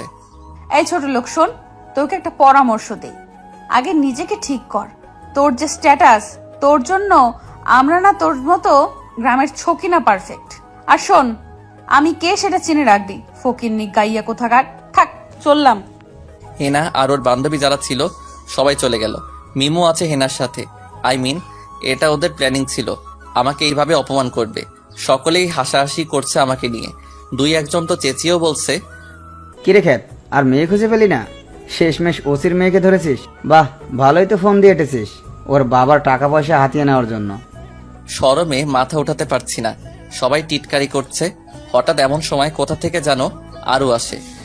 এই, কার কি সমস্যা এবার আমাকে বল। তোদের কি খেয়ে দিয়ে কাজ নেই? হ্যাঁ, ও যাকে মনে হয় তাকে প্রপোজ করবে, তোরা ওকে নিয়ে কটূক্তি করার কে? আরুকে দেখে সবাই চলে গেল। এই হাদারাম ছেলে, মাটি থেকে উঠে দাঁড়া। আমি এখনো মাটিতে বসে বসে কান্না করছি। এই, আর কত কাঁদবে? আরু আমাকে ধরে উঠাই মাটি থেকে। এই, তোকে বলেছিলাম না যে এই মেয়ের মতে গতি ভালো না, সে যে কোনো সময় তার রং পরিবর্তন করতে পারে। কিন্তু তুই কি বলেছিলি? অতি জোর গেলে মরে যাবি। কিন্তু এখন ভেবে দেখ তো, এটা মরে যাওয়া না, এর চাইতেও বেশি কষ্টের। আমার মুখ দিয়ে একটা কথাও বের হচ্ছে না। আচ্ছা হয়েছে, এবার আমার সাথে চল। বলে আরু আমাকে ধরে ধরে ক্যান্টিনে নিয়ে গেল। তারপর একটা ঠান্ডা পানির বোতল কিনে কিছুটা পানি আমার মাথায় ঢাললো আর কিছুটা খেতে দিল। আমি খাপ করে আরুকে ক্যান্টিনের মধ্যে জড়িয়ে ধরলাম। আরু তো অবাক, কিন্তু সে কিছুই বলছে না। সত্যি আমার 7 জন্মের ভাগ করে যে আমি তোর মধ্যে একটা ফ্রেন্ড পেয়েছি। প্লিজ আমাকে কখনো ছেড়ে যাবি না তো? আরে পাগল নাকি, কি বলছিস? তোদের কেন ছাড়তে যাব? শোন, সবার মতো আমি না রে, আমার বাবারও কম নাই কোনো কিছু, কিন্তু গরিমার শব্দটা আমার কাছে নেই। আরে বাবার টাকায় অহংকার করে ফায়দা কি? আমার অহংকার করা কি ভালো জিনিস নাকি? কিন্তু হ্যানা যা করলো তার জন্য তাকে পস্তাতে হবে। আমার বন্ধুকে সে কষ্ট দিয়েছে, আমি তার সাথে করা গণটাই হিসাব করব সব। সত্যি আমি লাকি যে তোর মতো একটা ফ্রেন্ড পেয়েছি। আমার আর কাউকে চাই না। হয়েছে, এবার থাম। ক্লাস তো আজ আর করা হবে না, তুই এখানে বস, আমি নাস্তা নিয়ে আসছি। আমি বসে বসে ভাবছি, না এবার আসল রূপ দেখাতেই হবে। মানুষের মন বলতে কিছুই নেই, কার বাবার কতটুকু আছে সেটা নিয়ে দুনিয়া চলে এখন। আরে হেনা, তোর বাপ মাত্র একটা থানার ওসি। তোর বাবার মতো 10টা ওসিকে আমি আকাশ প্যান্টের পকেটে রাখি। আর আমার বাবার কথা না হয় বাদই দিলাম, আর একটু ধৈর্য ধরো, তারপর বুঝতে পারবে এই ছেঁচড়াকে তো আকাশ মাহমুদকে। আরু নাস্তা নিয়ে এলো। আমার খাবার কোনো ইচ্ছা নাই, কিন্তু আরুর জোড়াজড়িতে খেতে হচ্ছে। আর মরার টিশান একদিন ক্লাসে আসলে 10 দিন আসে না। কিভাবে জোরে কি করবো আল্লাহ জানে। আচ্ছা দোস্ত, হেনা এমনটা কেন করলো? ছোট একটা কারণে সে আমাকে এত বড় শাস্তি দিল। শোন, ওদের কাছে ছোট বড় নাই, বাবার টাকা আছে দেখে নিজেকে এলিট ক্লাস মনে করে, আর বাকি সবাই খ্যাত। আর সে তোকে কখনোই ভালোবাসেনি, সে তোকে মুর্গা বানিয়েছে প্রতিশোধ নেওয়ার জন্য। এটার মূর্খ কারণ, এটা আমি অনেক আগেই বুঝেছি, কিন্তু কিছু বলিনি, কারণ তুই আমায় খারাপ ভাববি। দোস্ত আমি এখন কি করব? কি করবি জানিস না? অপমানের প্রতিশোধ নিবি, যেমন কুকুর তেমন মুকুর। আরু কি বলিস? ওর বাবা থানার ওসি, আর তার চেয়ে বড় কথা, ওর থেকে অপমানের প্রতিশোধ কিভাবে নিব? তাহলে শোন, মেয়েদের মন গলাতে 2 মিনিটও লাগে না। সে তোকে যতই ফেক লাভ করুক না কেন, এখন তুই তাকে রিয়েলাইজ করাবি দূর থেকে। সেটা আবার কিভাবে? শোন, ওকে এক কথায় জ্যালাস করাবি। সে যখন দেখবে তুই অন্যের সাথে রিলেশন করছিস, তখন তার ভেতরের নাড়াতে উঠবে। আর সে তো তোকে সহ্য করতে পারে না। তাহলে তুই যে রিলেশন করিস সেটা যদি সে জানে, তাহলে বোস ওর কতটা ফাটবে। সবই ঠিক আছে, কিন্তু আমার সাথে রিলেশন কে করবে? কেন আমি করব? আরে কি বলছিস কি উল্টাপাল্টা? আরে এত সেন্টি খাচ্ছিস কেন? রিয়েল তো করবো না, জাস্ট ওকে বাঁচানোর জন্য করাবো। দেখিস ওর কতটা ফাটে। আর শোন, তুই 2-3 দিন কলেজে আসবি না, তারপর আমরা আমাদের রোল প্লে করব। ওকে, তাহলে সেদিন। তারপর দুজনের মতো বাসায় চলে গেলাম। সময় কাটতে থাকে। আমি টানা 1 সপ্তাহ কলেজে যাই না। এদিকে হেনার কেন জানি খুব খারাপ লাগছে। কাকে যেন খুব মিস করছে সে। সব সময় হতাশাগ্রস্ত হয়ে থাকে।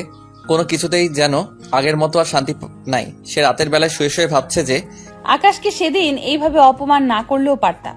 ছেলেটা যেমনই হোক, মনটা অনেক ভালো। সেদিন যখন কেউ বন্ধু বানায়নি, আরু, তিশান সবাই বলেছে আমি ওর বিপদ ডেকে আনবো, কিন্তু সে বলেছে অতি জোর গেলে মরে যাবে, তাও সে আমাকে ওদের মতো ফিরিয়ে দেয়নি। থুর, কি সব ভাবছি আমি। আমার মাথা একদম নষ্ট হয়ে গেছে ওই খ্যাত ছেলেটার জন্য। না, ছেলেটার কাছে ফিরে মাফ চাওয়া উচিত, কিন্তু ছেলেটা তো আজ 1 সপ্তাহ ক্লাসে আসে না, ওর কাছে মাফ চাইবো কিভাবে? না, কাল দেখি কলেজে আসে কিনা। হেনা সকালে উঠে নাস্তা করে আগেভাগে কলেজে চলে গেল। আরুর প্ল্যান মোতাবেক আজ আমিও কলেজে যাই। সবাই আমাকে বাঁকা চোখে দেখছে। আরু আর আমি দুজনে একটা জায়গায় বসে আছি। ক্লাসের এখনো ঘন্টাখানিক বাকি। এদিকে হেনা কার কাছ থেকে যেন জানতে পারলো আমি এসেছি কলেজে। সে আমাকে খোঁজ করতে করতে এসে দেখে আমি আর আরু একটা গাছের নিচে বসে আছি। আমার কাঁধের মধ্যে আরু মাথা হেলান দিয়ে রেখেছে। আরু লক্ষ্য করলো যে হেনা আমাদেরকে খেয়াল করছে। আরুও অভিনয় শুরু করে দেয়। কলিজা, তোমাকে ওই হ্যানা কথা শুনিয়েছে, অপমান করেছে, কিন্তু আমি কখনো তোমার সাথে এমনটা করব না, কারণ আমি তোমায় খুব ভালোবাসি। হেনার তোর আগে মেজাজ খারাপ হয়ে যাচ্ছে। শালা শাকচুন্নি, তুই ভালোবাসলেই কি হবে? আকাশও তো তোকে ভালোবাসতে হবে। আর তোর যা খুশি কর না, কিন্তু আমার নামটা কেন বেঁচে খাচ্ছিস? আমার তো আগা মাথা কিছুই বুঝে আসছে না। আরও কি পাগল হয়ে গেল নাকি? হেনার আগে গজগজ করতে করতে সেখান থেকে চলে গেল। আরে পাগল, হ্যানা এসেছিল। ও বুঝেছি, হেনার মাথা তো ফুল গরম, সে ক্লাস না করে বাসায় চলে গেল। শালা লুচ্চা পোলা, তোরা যা করবি কর, তাতে আমার কি? এইভাবেই দিন কাটতে থাকে। আমি আর আরু এমন অভিনয় করি যে আমরা দুইজন লাভার। অন্যদিকে হেনা তো দিন দিন পাগল হয়ে যেতে থাকে আমাকে আর আরুকে একসাথে দেখে। হেনাকে দেখলেই আমাদের অভিনয় শুরু। হেনা শুরুতে খারাপ না লাগলেও পরে হেনা দুর্বল হয়ে পড়ে আমার প্রতি। আরুর সাথে আমাকে দেখলে তার ভিতরে কেন জানি মোচড়ে ওঠে। আমি বুঝে উঠতে পারছি না কি করব। খ্যাত ছেলেটার জন্য আমার ভেতরটা কুকড়ে যাচ্ছে। হয়তো আমি আকাশকে ভালোবেসে ফেলেছি। আকাশের সাথে আরুকে আমি যেন একদমই সহ্য করতে পারছি না। না, আকাশ শুধু আমার আর কারো না। কিন্তু আরু আর আকাশের ঘনিষ্ঠতা দেখে আমার কেন জানি মনে হয় ওদের দুজনের ভেতরে প্রেমের গভীর শিকড় গজিয়ে গেছে, যা কখনো আলাদা হবে না। কিন্তু আমিও নাছর বান্দা, না আমিও হার মানবো না। ব্যাটা যদি আমার না হয় তাহলে আর কারোর হতে দেব না, ওকে মেরে ফেলবো। এদিকে আমি তো হাসতে হাসতে শেষ। আমার এখন খুব শান্তি লাগছে। ভিতর থেকে যে শান্তিটা অনুভব করছি অপমানের প্রতিশোধ নিয়ে, তা কখনো বলে বোঝানো যাবে না। তবে আমি লক্ষ্য করছি যে হেনা আমার কাছে আবার ফিরে আসতে চায়, কারণ হেনার চোখের চাহনি দেখলেই বোঝা যায়। কিন্তু তাকে আর কখনোই ফিরাবে না, বরং আমি নিজেও পারবো না। এই ছলনাময়ের সাথে আর যাই হোক ভালোবাসা হয় না। এদিকে আমি মনে মনে ঠিক করি আকাশকে খতম করে দেব। আমি শহরের নাম করা কিলার যে আছে তার কাছে কন্ট্যাক্ট দিয়ে আকাশকে মেরে ফেলার। ফকিন্নি খ্যাত, এবার যাবি কই? তুই আমার ভালোবাসারও যোগ্য না, কিন্তু তোকে নিয়ে মনের মধ্যে একটা সংশয় কাজ করে, তাই তোকে খতম করে দেব। আর এতদিন মানসিক অনেক অত্যাচার করেছিস তোরা দুইটা আমাকে। তোদের ঘনিষ্ঠতা আমার দুই চোখের বিষ। তুই কি মনে করেছিস তোকে আমি ছেড়ে দেব? বলে পৈশাচিক একটা হাসি দেই। পরের দিন সকালবেলা আমি রেডি হয়ে কলেজে আসি। ঘন্টা পড়ে গেছে, তাই সবাই ক্লাস করছে। এমন সময় 10 থেকে 15টা গাড়ি আসে, যার সব কয়টার মধ্যে ছেলে পেলে দিয়ে ভর্তি। সবার হাতে চাকু, চেইন, ছুরি, বিভিন্ন ধারালো অস্ত্র। ওরা এসে কলেজে ভাঙচুর শুরু করে। এই আকাশ মাহমুদকে আমি তো সেই খুশি। আকাশ, এবার যাবি কই? তোর জম এসে গেছে, তোকে এবার মেরে কুচি কুচি করবে। সবাই তো ভয়ে শেষ। যাকে সামনে পাচ্ছে সবাইকে মারধর শুরু করছে। এই বল আকাশকে। ছেলে একটা দেখিয়ে দেয় আমার ক্লাসরুমটা। ওই যে ওইদিকে সে আছে, প্লিজ আমার ছেড়ে দিন। লিডার যে ছিল সে অর্ডার করলো। এই তোরা যা, বেটাকে তুলে নিয়ে আই। দুইজনকে পাঠালো আমাকে তুলে আনার জন্য। আমার মুখে মাস্ক লাগানো। আরুর তো চোখে পানি চলে আসলো, মনে হয় সে এখনই কান্না করে দিবে। ছেলের দুইটা আমাকে তুলে নিয়ে গেল। ভাই ধরেন, এই যে মালটারে তুইলা নিয়ে আইছি। লিডার অর্ডার করলো। সবাই ইচ্ছে তরফে মার ওরে, মারতে মারতে মেরেই ফেলবি একদম। সবাই আমাকে মারতে শুরু করলো। কলেজের সবাই দাঁড়িয়ে দাঁড়িয়ে সিনেমা দেখছে, কিন্তু কেউ সাহায্যের জন্য এগিয়ে আসছে না। সবাই ইচ্ছা তরফে মারতেছে আমাকে। হঠাৎ আমার মুখ থেকে মাস্কটা খুলে যায়। লিডার আমার চেহারাটা দেখে আকাশ ভাই বলে চিৎকার দিয়ে মাটিতে ঝুঁকে পড়ে। আরও কান্না করতেছে আমাকে ছেড়ে দেওয়ার জন্য, কিন্তু কেউ শুনছে না ওর কথা। অন্যদিকে হেনা তো সেই মজা পাচ্ছে। বেটা, তুই আমার না হলে আর কারোর হতে দেব না। আমার নাক মুখ দিয়ে রক্ত পড়তেছে। লিডারটা দৌড়ে এসে আমার পায়ে পড়ে যায়। ভাই আমাকে মাফ করে দিন। ভাই বিশ্বাস করেন, এটা যে আপনি আমি কখনোই জানতাম না। আমার অনেক বড় ভুল হয়ে গেছে। আপনার পায়ে ধরি ভাই, এবারের মতো ক্ষমা করে দিন। আমি জানি একটু পর হয়তো আমার লাশ পড়ে থাকবে কলেজের মাটিতে, কিন্তু ভাই বিশ্বাস করেন আমি না জেনে ভুল করেছি। সবাই তো অবাক, কি হচ্ছে এইসব? আমি তো হিংস্র পশুর মতো হয়ে গেছি। এমন সময় মুন্না আর পল্লব কোথা থেকে যেন হুট করে চলে এলো, সাথে আরো বিশাল একটা গ্যাং। আমি পাটটা সরিয়ে নিয়ে মুন্নাকে ডাক দেই, এই মুন্না হকিটা দে। মুন্না গাড়ি থেকে হকিটা বের করে আমার হাতে দিল। আমি তো এলোপাথারি মারতে শুরু করলাম। যারা যারা আমাকে মেরেছে সব কয়টাকে মেরে মাটিতে শুইয়ে দিয়েছি। মুন্না দৌড়ে এসে রকির থোবড়া বরাবর সজোরে একটা লাথি মারল। কুত্তার বাচ্চা, তোর কত বড় সাহস, তুই আমার ভাইয়ের গায়ে হাত দিস? তুই শহরে মাস্তান হয়েছিস তো কি হয়েছে? ওর ভাইকে সেটা কি তুই ভুলে গেছিস? আজ ভাই ভালো হয়ে গেছে সব ছেড়ে ছুড়ে, তাই বলে তোরাও সেই সুযোগটা কাজে লাগালি? হেনার তো চোখ বড় বড় হয়ে আছে। কি হচ্ছে কিছুই তার মাথার ভিতরে ঢুকছে না। কিসের ভাইয়ের কথা বলছে ওরা? আর আকাশ মাহমুদ আসলে কে? হাজারটা প্রশ্ন মাথার মধ্যে ঘুরপাক খাচ্ছে। কলেজের সবার তো হুঁশই উড়ে গেছে, কারণ যেই আমাকে সবাই খ্যাত ছোট লোক বলে টিটকারি করতো, সে আমাকে সবাই ভাই ভাই করছে কেন? আর লিডারটাও বা আমার পায়ে ধরে মাপ চাইছে কেন? এই মুন্না, ছেড়ে দে রকিকে। মুন্না তো পাগল হয়ে গেছে পুরা, যে তার ভাইয়ের গায়ে এই 2 টাকার রকি মাস্তান হাত দিয়েছে।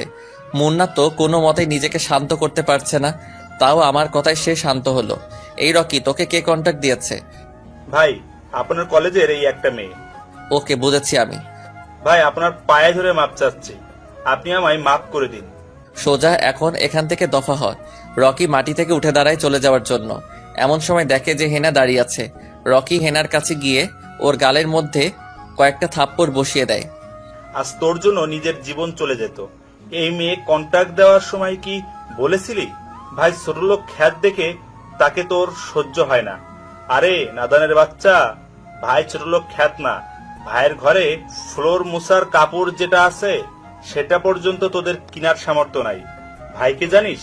এই শহরের most popular top businessman Yakub সাহেবের ছেলে। আর ভাইয়ের আরেকটা পরিচয় আছে, এই শহরের যতগুলা নাম করা মাস্তান আছে সবগুলার বাপ সে। হেনার তো চোখ কপালে উঠে গেছে, মনে হচ্ছে যেন তার কানটা এখনই ফেটে যাবে। কলেজের সবাই তো মুখে হাত দিয়ে ফেলছে। কি বলে, এই ক্ষেতমার্কা ছেলে বাংলার টপ বিজনেসম্যানের ছেলে? সবার যেন সমস্ত কিছু মাথার উপর দিয়ে গেল। এই সেমরি, তুই যত কোটিপতির মেয়ে হোস না কেন, ভাইয়ের পায়ের নিচে পড়ে থাকবি। হেনার তো চোখ মুখ দিয়ে ধোয়া বের হচ্ছে। কথাগুলোর ওজন সে নিতে পারছে না। রকি তার পুরো টিমকে নিয়ে কলেজ থেকে বের হয়ে চলে যাবে। এমন সময় রানা কোথা থেকে যেন চলে আসে, আর সে এসে রকির পুরো টিমকে মেরে মাটিতে মিশিয়ে দেয়। রকিকে মেরে মাটিতে ফেলে রাখছে। রকির নাক মুখ দিয়ে রক্ত বের হচ্ছে। রকি রুহু যাচ্ছে আর আসছে। রানা দৌড়ে আমার কাছে আসে। ভাই, আপনার কিছু হয়নি তো? ভাই, আসতে দেরি হয়ে গেছে। ভাই, জানোয়ারের বাচ্চাগুলা নাকি আপনার গায়ে হাত দিয়েছে। আরে রানা, তুই আগে শান্ত হ। আমার কিছু হয় নাই, আমি ঠিক আছি। রানার টিমের লোকজনকে দেখে সবাই ভয়ে কলেজের ভিতরে ঢুকে পড়ে। এক একজনের হাতে বড় বড় আর্মস। কিভাবে শান্ত হবো ভাই? ওরা আমার কলেজের ভাইয়ের গায়ে হাত দিয়েছে। ওদের রক্ত পান না করলে আমার ভিতরটা ঠান্ডা হবে না। এরা না হয়েছে এবার অবজা, আর আমি এসব ছেড়ে দিয়েছি। 10 মিনিটের মধ্যে পুরো কলেজ খালি হয়ে যাওয়া চাই। একটা রক্তের দাগও যেন না থাকে। আর রকিকে নিয়ে গিয়ে হসপিটালে ভর্তি কর। আচ্ছা ভাই, 10 মিনিট না, আপনার চোখের পলক পড়তেই পুরো কলেজ ফাঁকা হয়ে যাবে। চোখের পলক পড়তেই পুরো কলেজ ফাঁকা হয়ে গেল। আমি ক্লাসরুমের দিকে যাচ্ছি, কিন্তু পুরো কলেজের স্টুডেন্ট আমার দিকে তাকিয়ে আছে। সবার একটাই কথা, যাকে আমরা ক্ষেত বলতাম সেই আসল বাদশা। আরও কোথা থেকে জানি দৌড়ে এসে আমাকে সকলের সামনে খপ করে জড়িয়ে ধরে। এই, তুই ঠিক আছিস তো? বলে কান্না করে দেয়। হ্যাঁ রে, ঠিক আছি তো। এই তুই এভাবে কান্না করছিস কেন? তোর যদি আজ কিছু হয়ে যেত তাহলে কেমন হতো জানিস তুই কিছু? আরে কিছু হবে না আমার। আর এই বাংলার বুকে আমার গায়ে হাত দিবে এমন কারোর বুকের পাঠা হয় নাই। আর গায়ে হাত দেওয়া তো দূরের কথা, আমার নাম শুনলেই 100 হাত দূরে চলে যাবে। আরুর কান্না যেন থামতে চাইছেই না। আমি আরুকে ঘুরিয়ে ওর চোখের পানিগুলো মুছে দেই। এই পাগলি, আর কান্না করিস না। তোদের মতো বন্ধু থাকতে আমার কে কি করবে? আর তিশান কুত্তাটা আজও আসেনি। ওকে কখনোই পাবো না বিপদে আপদে। দূর, আমার আর কাউকে লাগবে না। তুই সারা জীবন আমার পাশে থাকলেই হয়। সারা জীবন তোর পাশে থাকবো আমি। আমি ক্লাসে ঢোকার সাথে সাথে সবাই আমাকে ঝাপটে ধরে। যে যার মতো করে ক্ষমা চাচ্ছে। আমাদের ভুল হয়ে গেছে, আমরা না জেনে তোমার সাথে খারাপ আচরণ করেছি, প্লিজ আমাদেরকে মাফ করে দাও। শারীরিক গঠন বা পোশাক আশাক দেখে তোমরা মানুষকে বিবেচনা করো। তোমাদের মধ্যে মনুষ্যত্বের কমতি রয়েছে, সেটাকে পরিবর্তন করো, তাহলে নিজ থেকেই মাপ পেয়ে যাবে। অনেকের মনে এখনো সংশয় কাজ করছে আমাকে নিয়ে। আসলেই কি আমি ইয়াকুব সাহেবের ছেলে? ইয়াকুব সাহেবের ছেলে হলে আমি কেন ছদ্মবেশ ধরলাম? আমার বাবার তো টাকার কোনো অভাব নাই, তাও কেন এমন কম দামি পোশাক আশাক পরিধান করলাম? আজ কলেজে ক্লাস হবে না, পুরো কলেজ আমাকে নিয়ে থমকে আছে। স্যাররাও অবাক যে ইয়াকুব সাহেবের ছেলে এই কলেজে পড়ে, বাংলার টপ বিজনেসম্যানের ছেলে এই কলেজে পড়ে। তাদের যেন বিশ্বাসই হচ্ছে না। আরও চল, আজ ক্লাস করব না। আরও আর আমি ক্লাসরুম থেকে বের হয়ে গেলাম। ক্লাস থেকে বের হতে কলেজের গেটের সামনে 10-15টা গাড়ি হাজির। গাড়িগুলো যেমন তেমন গাড়ি না, দুনিয়ার যত নামি দামি ব্র্যান্ড আছে সবগুলো গাড়ি আছে। মার্সিডিজ, ল্যাম্বরগিনি, সবাই তো গাড়িগুলোর দিকে হা হয়ে তাকিয়ে আছে। ওরা নিজের স্বচক্ষে কখনো এমন গাড়ি দেখবে কিনা তার কোনো নিশ্চয়তা নাই। আমি মার্সিডিজের দরজা খুলে ভিতরে বসে যাই, সাথে আরও আছে। এখন সবার কনফিউশন দূর হয়ে গেছে যে আকাশ মাহমুদকে। এদিকে সবাই তো কানাঘুষা করছে, আকাশ মাহমুদ এত বড় লোকের ছেলে, কিন্তু হেনা কলেজের কোনো এক কোনায় বসে বসে চোখের পানি ঝরাচ্ছে। সে নিজেকে নিজে ধিক্কার দিতে থাকে। ছি হেনা, তুই নিজেকে কোটিপতি আর মডার্ন মনে করতি, তুই নিজেকে এলিট ক্লাস দাবি করতি। আজ দেখ তোর পরিণতি। তুই যাকে ছোট লোক আর খ্যাত বলতি, ওর বাসার কাজের লোকও তোর থেকে বেশি মডার্ন আর যোগ্যতাশীল। ছি হেনা, কিভাবে পারলি এমন একটা ছেলের মন নিয়ে খেলা করতে? এত বড় মাপের একজন মানুষ হওয়ার পরেও নিজের টাকা আর নিজের পজিশন নিয়ে অহংকার করেনি, আর তুই সামান্য একটা ওসির মেয়ে হয়ে এত দেমাক তোর। আমি নিজেকে ধিক্কার দিয়ে কান্না করতে লাগলাম। আমি ড্রাইভারকে বলে সোজা গাড়ি টান দিয়ে থানায় গেলাম। আজ ওসির 12টা বাজাবো আমি। ড্রাইভার আমার কথা মতো গাড়ি টান দিয়ে থানার সামনে নিয়ে যায়। এদিকে আরুর তো মাথা ভোবো করে ঘুরছে, এত দামি গাড়িতে সে কোনোদিন ওঠেনি। আরে উঠা তো দূরের কথা, সে নিজের চোখ সচক্ষে দেখেনি। সে ভাবতেই পারছে না আমি শহরের নামকরা কোটিপতির ছেলে। আমি থানায় গিয়ে সোজা ওসির কাছে চলে যাই। কি রে গর্বের বাচ্চা, আজ কি মনে করে থানায় এলি? ওই দিনে ধুলাই তো মনে হয় কম হয়ে গেছে। এই ওসি, গলা নামিয়ে কথা বল। তোর মতো 2 টাকার ওসি আমার পকেটে থাকে। আমি ওসির অনুমতি না নিয়েই চেয়ারে বসে পড়ি, আর ওসি টেবিলে পা তুলে দেয়। ওসি তো মেজাজ খারাপ হয়ে যায় আমার কর্মকাণ্ড দেখে। এই ছোট লোক, তোর কত বড় সাহস, তুই আমার সামনে এসে আমার টেবিলের উপরে পা তুলে দিস? একে তো অনুমতি নিসনি, তার উপরে আবার বেয়াদবি করছিস। এই ওসি, গলা নামিয়ে কথা বল, না হয় কণ্ঠনালীটা সোজা লক করে ফেলবো। তুই বাপ চিন্তা এখনো ভুল করেছিস। বলেছিলাম না একক দর্শকের সব হিসাব করব, সময়টা এসে গেছে। ওসি তো সেই লেভেলের খেপে গেছে। এই বেয়াদবের বাচ্চা, আমার সাথে বেয়াদবি? বলে সে আমার কলার ধরে টান দিয়ে মাটিতে ফেলে দেয়। এই ওসি, খুব বড় ভুল করছিস। পুরনো হালখাতার হিসেব এখনো বাকি, তার উপরে নতুন করে আবার হিসেবের খাতা ভারী করছিস। এই কনস্টেবল, এদিকে আয়। বেটাকে নিয়ে গিয়ে লকআপে ঢোকা, আর ইচ্ছে মতো ধোলাই কর। মাথা থেকে পা পর্যন্ত ধোলাই কর, যাতে করে বাকি জীবন আর হাঁটাচলা করতে না পারে। আরু দাঁড়িয়ে দাঁড়িয়ে সব দেখছে, কারণ আসার সময় আকাশ ওকে বারণ করে দিয়েছে। আরু মনে মনে ভাবছে, আজ ওসির শেষ দিন, কত বড় তুফান আসতে চলেছে তার কোনো আইডিয়া নেই। কনস্টেবল আমাকে নিয়ে গিয়ে লকআপে ঢুকালো। ওসি হাতের মধ্যে বড় একটা রোলার নেয়, আর বাকি 2-3 জন কনস্টেবল হাতের মধ্যে রোলার উঠিয়ে নেয়। আমাকে ওরা লকআপের মধ্যে ঢুকিয়ে শিকল দিয়ে হাত পা বেঁধে ফেললো। ওসি রোলারটা দিয়ে যেই না আমাকে মারতে যাবে, তখনই পুরো থানা কাঁপতে আরম্ভ করে। কনস্টেবল একজন দৌড়ে এসে বলে, স্যার, রানা মাস্তান থানা এসেছে, তার সাথে কয়েক শতাধিক ছেলে ফেলে। ওসি তো কলিজা কাঁপা শুরু করলো। রানা ভাই, থানায় কেন? আল্লাহ জানে আজ কপালে কি লিখে আছে। ওসি রানাকে জমের মতো ভয় পায়। শুধু ওসি না, শহরে যত নামি দামি ব্যক্তি আছে সবাই রানাকে বাঘের মতো ভয় পায়। ওসি লকআপ থেকে বের হয়ে রানার কাছে যায়। ভাই, আপনি হঠাৎ এখানে? আর ভাই, আপনি কেন কষ্ট করে আসতে গেলেন? আমায় একবার শুধু ফোন করে বলতেন, আমি চলে যেতাম। ওসি এক কনস্টেবলকে বলল, এই তোরা দাঁড়িয়ে দাঁড়িয়ে কি দেখিস? যা ভাইয়ের জন্য চা নিয়ে আই। ওসির তো ভয়ে বুক ধুকবুক ধুকপুক করছে। বাকি থানার যারা আছে কারোর কলিজায় পানি নাই, কারণ রানা মাস্তান থানায় এসেছে। ওর নাম শুনে নাই এই শহরে এমন একটা মানুষও নাই। ওর নাম নিয়ে ভয় দেখে বাচ্চাদেরকে মা ঘুম পাড়ায়। এই ওসি, তোর খেল খতম। তোর নাকি অনেক পাওয়ার বেড়েছে। ওসি রানার পায়ে পড়ে যায়। ভাই, আপনার পায়ে পড়ি। আমার কি ভুল হয়েছে বলেন? আমি শুধরে নিচ্ছি। ভাই, বিশ্বাস করেন, আমি কোনো ভুল করিনি। আমি তো লকআপের ভিতর থেকে পৈশাচিক হাসি আসছে, আমারও আরুরও সেই হাসি পাচ্ছে। এই ওসি, তুই কোনো ভুল করিসনি। তুই যেটা করেছিস সেটা মহাভুল। সেই ভুলের কোনো ক্ষমা নাই।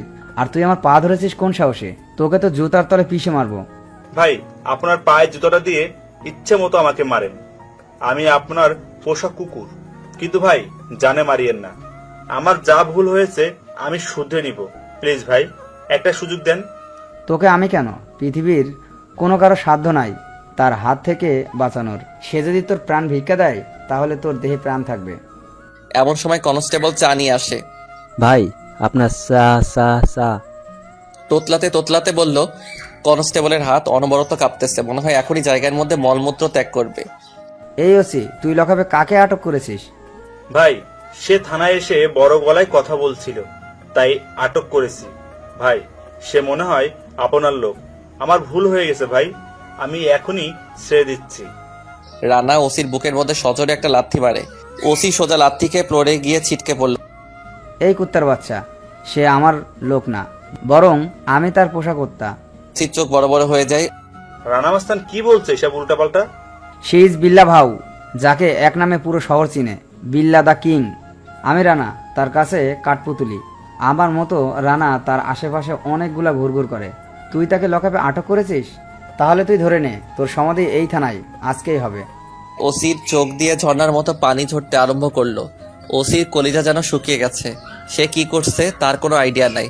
বিল্লাকে লকআপে না, শুধু তাকে সারারাত মেরেছেও। থানার মধ্যে যত পুলিশ মজুদ ছিল কারোর কলিজার সাথে নাই। আজ ওসির পাত্তা কেটে গেছে। ওসির দৌড় লকআপে ঢুকে পড়লো আর আমার পা গিয়ে ঝাপটে ধরলো। ভাই, আমার ভুল হয়ে গেছে, আমায় ক্ষমা করে দিন।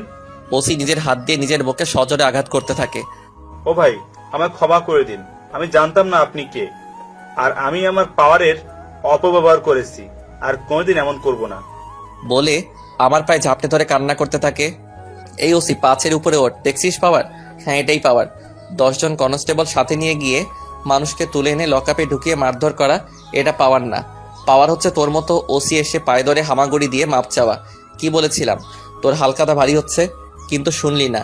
সেই এসে আমার পায়ে ধরে হামাগুড়ি দিয়ে কান্না করছিস। যা, জীবনটা ভিক্ষা দিলাম, কারণ এই সমস্ত কিছু আমি ছেড়ে দিয়েছি। না হয় তোর দেহটা এত সময় ফ্লোরে পড়ে থাকতো। এরপর আর এমন পাওয়ারের অপব্যবহার করিস না। ভাই, আমার জীবন থাকতে আর কোনোদিন এমন ধরা করব না। এই রানা, চল। তারপর সবাই বাসায় চলে গেলাম। কনস্টেবল একজন ওসির উপরে গরম হয়ে যায়। এই ওসি শোন, এটাই হচ্ছে মনুষ্যত্ব। তোর মধ্যে কোনো মনুষ্যত্ব নাই। ওসি যেন পাগল হয়ে গেছে, তার মধ্যে কোনো হিতাহিত জ্ঞান নাই। আমি বাসায় এসে পড়েছি, সাথে আরুকেও নিয়ে এসেছি। আকাশ, তুই এত বড় মাপের একজন হওয়ার পরেও এমন নর্মাল হয়ে থাকিস কেন রে? বেশভূষাতে কি আছে, খালি অহংকার, এটাই তো। শোন, অহংকার আমার 2 চোখের শত্রু। আসলেই রে, তুই মহান একজন মানুষ। তোর মতো একজন মানুষকে জীবন সঙ্গী করে পেতাম, জীবনটা সুন্দর হয়ে যেত। কেন করে নে, বারণ করছে কে? না রে, তার হবে না, কারণ একজনের সাথে আমার সম্পর্ক আজ 3 বছরের।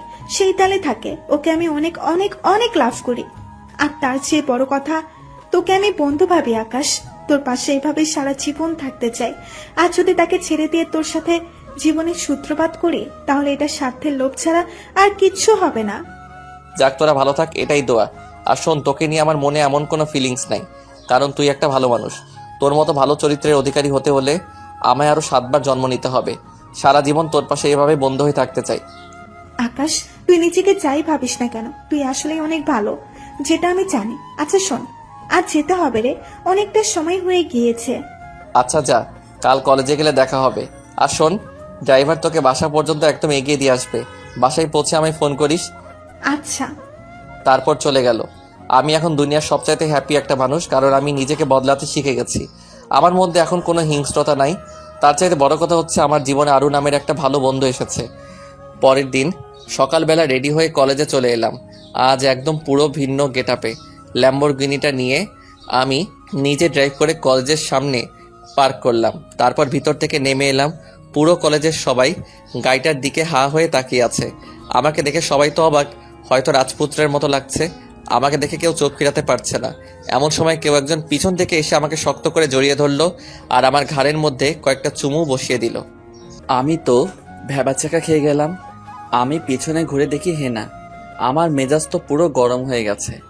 আমি হেনার গালের মধ্যে ঠাস ঠাস করে কয়েকটা থাপ্পড় বসিয়ে দিলাম। এই, তোর কত বড় সাহস যে তুই আমাকে জড়িয়ে ধরেছিস? সাহসের কি আছে? আমার বিএফকে আমি জড়িয়ে ধরেছি। এই মেয়ে, শ্যাট আপ, মুখ সামলে কথা বল। তোর সাথে আমার কোনো কালেই কোনো কিছু ছিল না, হঠাৎ কোথা থেকে উড়ে এসে বিএফ দাবি করছিস? প্লিজ আকাশ, আমায় এভাবে অস্বীকার করো না। আমি যা করেছি ভুল করেছি। প্লিজ আমায় ক্ষমা করে দিয়ে নিজের করে নাও। হেনা মনে হয় এখনই কান্না করে দিবে। এই ড্রামামাজ মেয়ে, অনেক হয়েছে তোমার ছলনা, এবার আর না। আমি আমার মতো ভালোই আছি, আর এইসবের প্রতি আমার কোনো ইন্টারেস্ট নাই। বিশেষ করে তো তোমার সাথে একদমই নাই। ছলনাময়ী মেয়ে, নিজের রাস্তা মাপো। আর আমি তো খ্যাত, আমার সাথে কি করে কথা বলছো? ঘৃণা হচ্ছে না এখন? হেনা মাথা নিচু করে দাঁড়িয়ে আছে। কি বলবে সে? কিছুই বলার মতো নাই, কারণ সে এমন বিহেভিয়ার আগে দেখে এসেছে আমাকে। আস্থা ফেরত পাচ্ছে একক দশকে। এই মেয়ে, সরো। তোর মতো মেয়ের সাথে আমার কোনো কিছুই নাই। আর নিজের স্ট্যাটাস দেখেছো তুমি? সাধারণ একটা ওসির মেয়ে, আর আমি কার ছেলে সেটা তো হয়তো জেনেই গেছো। তাহলে এবার ভাগো, আমার লেভেলের না তুমি। হেনা ছোট বাচ্চার মতো কান্না করে দেয় আমার কথা শুনে, আর আমি হেনাকে ফেলে রেখে ক্লাসে চলে যাই। হেনার নিজের দোষে সবটা হয়েছে। অহংকার পতনের মূল। আসলেই কথাটা সত্যি। হেনা কান্না করতে করতে বাসায় চলে যায় ক্লাস না করে। আমি ক্লাসরুমে ঢুকতেই সবাই আমার সাথে কথা বলতে এগিয়ে আসে, বিশেষ করে মিম।